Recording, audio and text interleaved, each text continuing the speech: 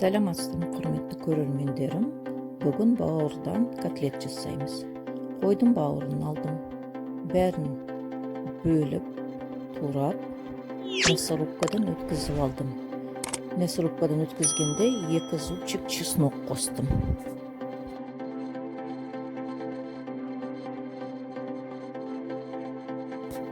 Мясорубка турап болғаннан кейін тұз, бұрыш, қара бұрыш, қызыл бұрыш қостым.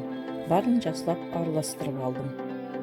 Одан кейін 100 мл сүт қосып араластырдым, жақсылап тұрып.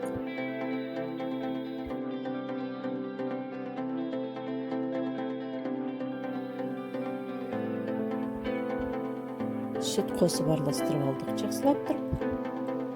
Енді мен манный крупа қосам осыған. 30-50 граммдай манный крупа қосам. Жақсылап араластырамын. Күршіктер болмайтындай, комочки болмайтындай жақсылап араластырып аламды. Және одан кейін ұн қосам.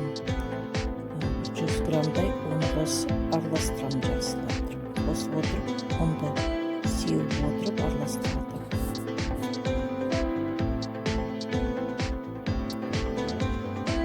Жақсылап араластырамыз. Күршік болмайтындай барлығы.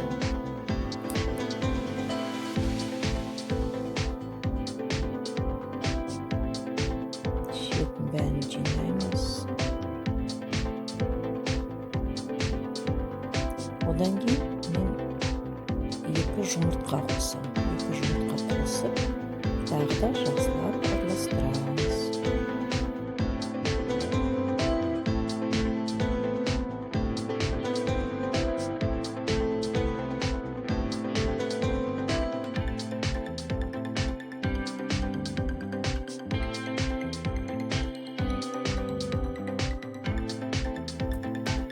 Сковородкаға 4-5 қасық столовый ложка май құям. Қыздырып алғаннан кейін котлеттерімізді құямыз.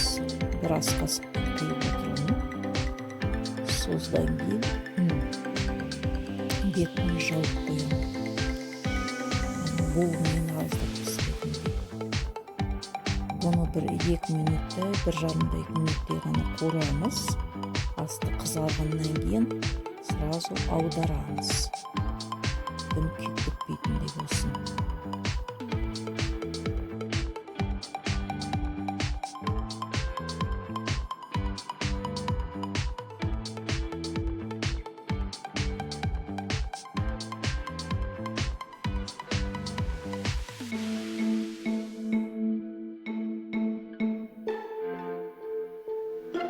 Бір жағы қуырылғаннан кейін аударамыз. Осындай қызғылт болу керек.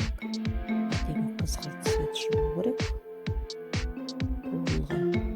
Екінші жағын уже аздап қуырамыз. Бетін тағы да жабамын. Қуырып болғаннан кейін алып тастаймын, екінші партиясын саламыз.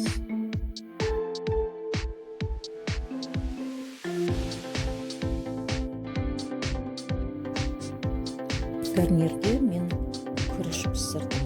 Күрішті жақсылап жуып алып, ыстық суды құйып, 2 кесек суын күріштен құйдым. Тұзын және 2 ас қасық сұйық май құйдым да отқа қойдым. Бір қайнатқаннан кейін бетін жуып бұқтырып қойдым.